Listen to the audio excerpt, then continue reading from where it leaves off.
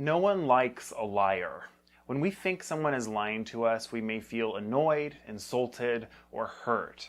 How could they think that we're dumb enough to believe their lie? Or maybe we feel betrayed. Or perhaps we did believe what they told us, and now that we discovered that it wasn't true, we feel as if we've been manipulated. But here's the thing. Oftentimes what looks like a lie and sounds like a lie isn't a lie in the traditional use of the word. There could be multiple legitimate brain-based reasons you're getting information out of someone that's incorrect. Responding to them as if they're intentionally lying to you and punishing them is essentially punishing them for something that's out of their control, and that doesn't help anyone.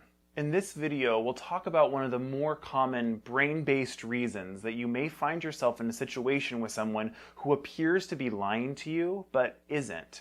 In fact, they could be doing something that all of our brains do: confabulation.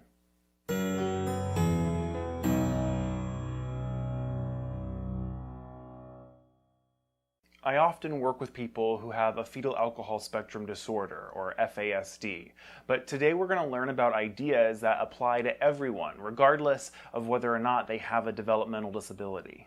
Confabulation happens when your brain fills in the blank as you're remembering something. Like I said, all of our brains do this filling in without us even knowing it. This is because our memories are imperfect, and so the brain lends us a hand by confabulating missing details. We don't know when we're confabulating because it feels as if we're accessing a normal, intact memory. Most of us experience memories as if a film is playing in our head. Each time we remember it, it feels as if it's the same film that we've watched many times before. We often feel as if we're there in the memory, reliving the moment, and so it makes sense that most of us trust our memory. But the truth is, neuroscience research shows that each time we remember something, our brains distort it. And if there's no memory in place, our brains will often confabulate rather than letting us worry about missing details. So why am I talking about the flaws in everyone's memory? Because I want you to know that memory for everyone is fragile, inaccurate, and easily distorted, and none of us are the exception to this.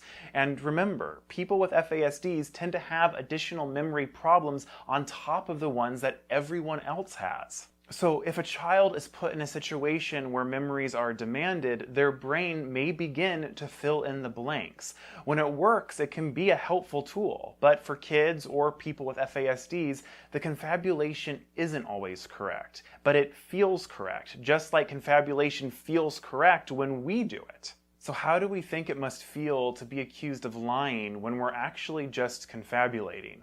It's probably confusing, frustrating, and in some cases, it would feel unfair. I see it all the time. And if we're constantly telling people who are confabulating that they're lying, they may not have an accurate idea of what lying really is, because we've been giving them inaccurate words to describe what's happening. We say things like, "Why did you lie to me? Why didn't you tell me the truth?" No wonder they may get defensive. They trust their perception just as much as we trust ours. Okay, so confabulation is when the brain fills in the blank with what feels like a normal memory. But people with FASDs and other developmental disabilities may be more likely to engage in confabulation, not just because of their memory issues, but because of multiple struggling cognitive skills. We should note, confabulation is just one of many different things that can make a situation appear as if someone is lying to you when they aren't. So even if you're sure that the person isn't confabulating, you should explore other possibilities before accusing someone of lying. If this is something that you want us to talk about in more detail, please leave us a comment and let us know.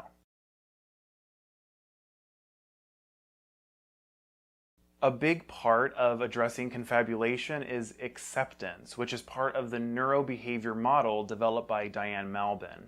Whether we're talking about someone with FASDs, developmental disabilities, or just kids who have a lot of brain development left to do, we can expect that confabulation will happen.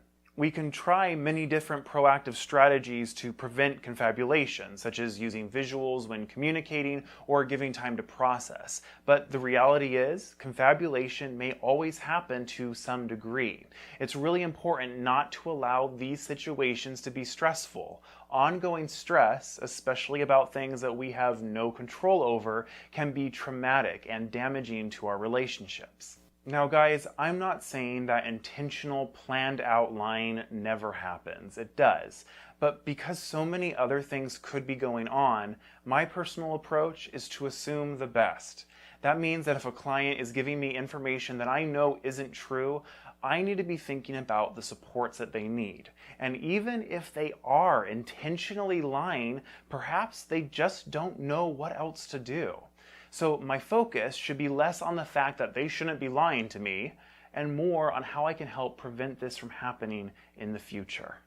I hope that you found this video helpful. If you haven't already, please consider liking Organ Behavior Consultation on Facebook, following us on Twitter, and listening to the It's a Brain Thing podcast on iTunes or whichever app you use to listen to podcasts. We also appreciate your financial support on our Patreon page, where you can support our videos for as low as $1 a month. Don't forget to ask your local governments and nonprofit organizations to invite me to your area to conduct a training or workshop. Thanks for watching.